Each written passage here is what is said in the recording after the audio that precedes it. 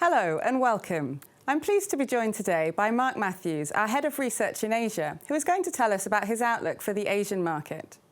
Mark, where do you see Asia in the context of the global economy, both now and going forwards? Well, Helen, I'm sure you're sick of hearing this word, but we are in the midst of what economists call synchronized growth. And I think the interesting part of the growth, if we look at slide of world GDP growth, is how much of it is coming from Asia. So you can see at the top left of this chart that about 35% of the world's GDP growth will come from China this year, twice as much as the US, despite the fact that China's economy is only 2/3 the size of the US. But we can also see, look at the yellow part, for example, which is India. India is only 3% of the world economy, but it's contributing almost 9% to world economic growth. Indonesia, an even smaller part of the world economy, chipping in 2.5% to world economic growth, which is more than Canada or Australia.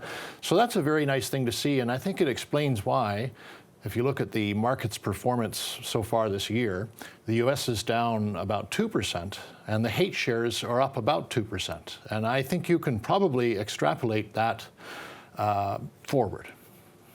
And so within Asia, China is one of the countries that we favour. Can you outline why? Well, I think there's two reasons. The first is it's simply too big to ignore. And if we were standing here together 10 years ago, I would have told you that China's economy was a $3 trillion economy. But by the end of this year, it's going to be a $13 trillion economy. And you can see in this chart that this year, for the first time in literally hundreds and hundreds of years, China's economy will surpass that of Europe in size. So, I mean, I can name cities to you in China that are today the same size as entire countries in Europe. For example, Shenzhen's economy the size of Sweden. Holland is the same size as Shanghai. Beijing is the same size as Switzerland. But I think you Swiss are very happy if you get about 2% GDP growth per year.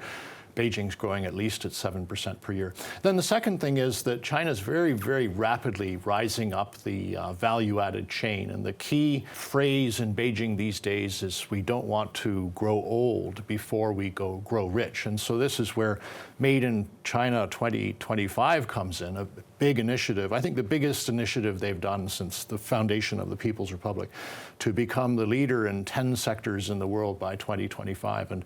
And the results are really before our eyes. I mean, even 2 years ago, Alipay replaced Visa as the largest online platform in the world. And China's already the world leader in many sectors, from digital payment, but also household appliances, artificial intelligence, big data, high-speed trains. So that's another reason to like it. And what sort of impact do you think the removal of the 2-term limit for President Xi Jinping is going to have? Yes. Well, of course, we could say this is a bad thing, but I would point out to you that Britain, Germany, Canada, Italy, Denmark, Spain, Sweden, Holland, Japan, India, and the US, only since FDR was president, they have limitless terms of government. So clearly people are worried about it because it's not the same style of government. It's a communist state, not a democratic state. And I would just say that regardless of your opinion on their form of government, you have to admit they're pursuing a huge social, political, and economic project, which is largely being successful. So would Xi Jinping be president if the country was a democracy? I don't know the answer, but probably not. Does that mean they don't like him? No, they actually do like him because he's doing good things. He's a competent leader. And now we're seeing the announcement of various tariffs to be implemented on goods traded between the US and China.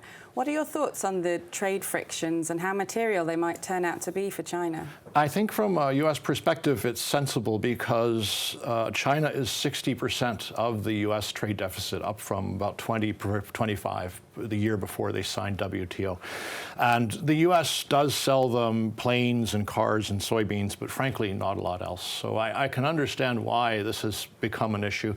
What can they do about it? Well, China could buy more natural gas from the US. The US could buy more telecoms equipment or computers or apparel from other countries. But frankly, it's difficult to see them materially changing this imbalance. And so I would just say, in a worst case scenario, let's assume $160 billion of goods that are taxed and with new tariffs and a decrease in U.S. demand of about 10%, you're still only shaving about 0.08% off of the Chinese economy. And the fact is that it is, as I said earlier, a $13 trillion economy. It doesn't really need the rest of the world anymore.